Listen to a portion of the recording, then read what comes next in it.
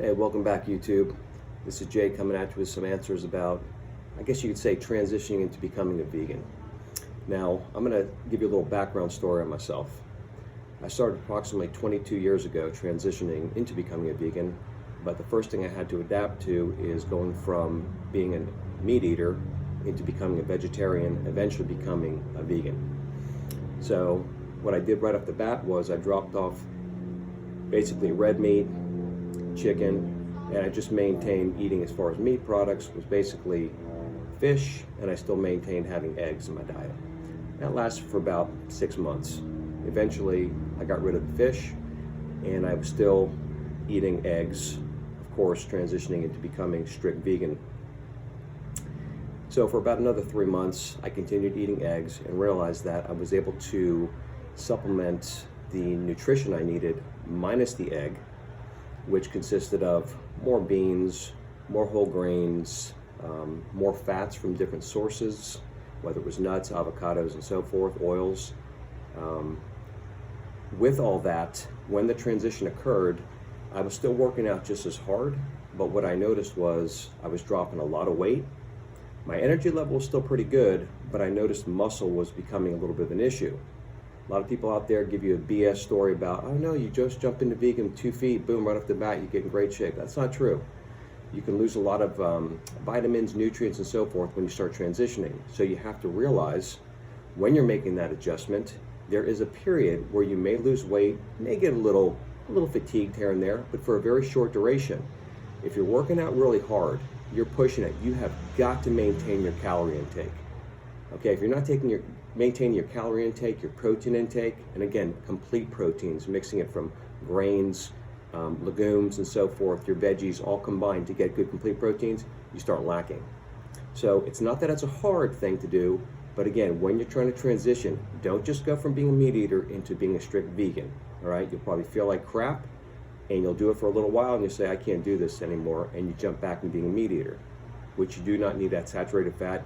You do not need an abundance of proteins from animal sources. It's garbage, but we're not going to get into that right now. I'm just telling you about my transition. So what ended up happening was I was working out super hard, like I try to do every day, but I wasn't maintaining the muscle mass. So what I started doing was I started increasing my calorie intake. A lot more nuts, a lot more grains, a lot more oils.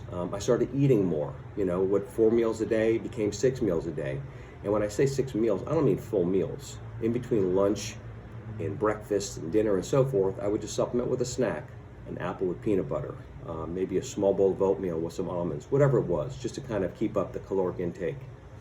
And I started noticing that that combination of eating, which was a couple more little meals, along with a supplement of protein, either in the morning, midday, or at night, or even twice a day, post-workout, and sometimes even before going to bed, which we'll talk about some of the ways that I eat and so forth, just to kind of give you a little bit of a heads up, kind of help you out with your transitioning again. So we fast forward about maybe about 3 months into becoming a strict vegan, and I was losing some weight, I was losing some energy, but all of a sudden things started falling forward again in a very positive way. So I realized that as much as I worked out, I had to maintain my caloric intake and protein intake and so forth, and I started getting it spot on. Now I'm 54 years old, okay? I started this when I was 35, becoming strict vegan. It's been 19 years. I promise you, being 54 years old, every time I get my blood work back annually, the doctor says to me, I don't know what you're doing, but you better keep doing it, because you got a blood work of about a 30-year-old. He just makes that joke. Now, all joking aside, I compete in all kinds of different events, extreme challenges and so forth. And I'll compete with 20-year-olds, 30-year-olds, it doesn't matter what it is. So using myself as a guinea pig, there's no great genetic structure here. I lost both my parents when I was very young, okay? They were heavy smokers, they were obese, all kinds of problems. And I didn't want to live that lifestyle, but that wasn't necessarily the key to why I decided to transition to becoming a vegan. There's ethical reasons, which I'm not going to bring up right now. There's all kinds of different things. The bottom line is, I just felt it was not necessary to eat animal products in order to maintain health. Always been into nutrition and different things like that, always been into exercise. Now, there's all kinds of different things, whether it's raw veganism, different kinds of diets. I don't want to make this crap complicated. Keep it simple. Eat your grains, eat your legumes, eat your vegetables, eat your fruits, eat all kinds of things, eat fats from all different sources.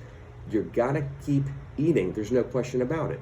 If you don't eat and you go on some kind of crazy raw vegan diet, yeah, you're gonna lose weight, but you're also gonna lose muscle mass. You're also gonna feel like crap. You may start eliminating real well and feel like, wow, this is wonderful. But what's gonna happen is you're gonna get aggravated, maybe you'll get headaches or whatever it may be, and then you start transitioning back to being a meat eater. Big problem. So take baby steps. Slowly start getting rid of some of your meat products. What you're going to do after that is at least try and become a vegetarian. You're still keeping your dairy in your diet and so forth. Not promoting dairy, but it's the only way to transition. I'm telling you right now. A lot of people become vegans and they do it for a short period of time and they say, hell, I can't do this anymore. I feel like crap. So they start putting their dairy back. They start putting their eggs back. Next thing you know, they're meat eaters again. Next thing you know, high blood pressure, diabetes, cardiovascular disease, atherosclerosis, and who knows, abundance of other crap starts falling into your lifestyle again. So listen, take your time, be patient. You will get the results you're looking for, I promise.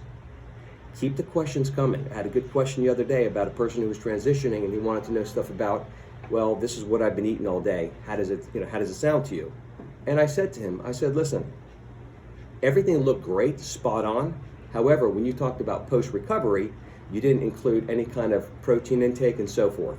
All right, that's very important, right? Because you're pushing. Your body's like a Pac-Man, okay? Once you start lifting that hard and your body's saying, you better feed me, you've got to give it the protein source. So even though you're doing a shake afterwards, fruits and veggies and nuts and good fats and so forth, that's great, spot on.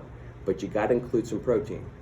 So whether it's going to be pea protein, hemp protein, rice protein, no matter what it is, get some of those aminos, blend it in there, and help give the, feed the muscles. That's the most important thing. And we know that protein is one of the best things to feed muscles, but you got to have the nutrition backing it, not just straight up protein. It's certainly not animal protein. There's a lot of people out there that are into bodybuilding, all kinds of different things like that, which is great. Trust me, it's a healthy alternative to being a lazy couch potato. However, they want it the quick way. Not only do they eat meat and all kinds of crap like that, and overabundance of protein, but they decide to give some injections in their body, whether it's growth hormone, testosterone, all kind of nonsense like that. Listen to me. I'm telling you, I'm living proof. 54 years old, my testosterone was just measured about 6 months ago. It was 830. Okay? I do not take testosterone enhancements. I don't take growth hormone enhancements.